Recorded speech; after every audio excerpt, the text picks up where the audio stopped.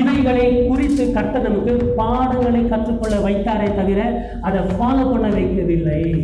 புரியுதா உங்களுக்கு? ஏன் நியாயாதிபதி நாம் படிக்கிறோம் அப்படின்னு சொன்னா, மனிதன் எப்படி தவறு செய்தான், தேவன் எப்படி காப்பாற்றினார்.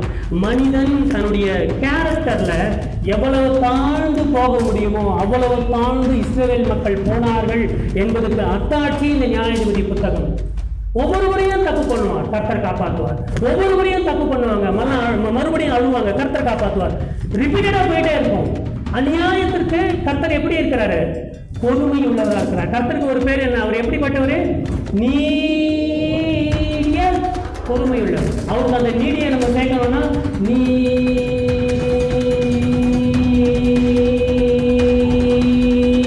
தெருவெல்லாம் போயிட்டு ரோடெல்லாம் சுற்றிட்டு அப்படி இப்படியெல்லாம் வந்தா கூட அவருடைய பொறுமைக்கு என்ன அப்படிப்பட்ட தேவனை நம்ம பண்ண முடியும்.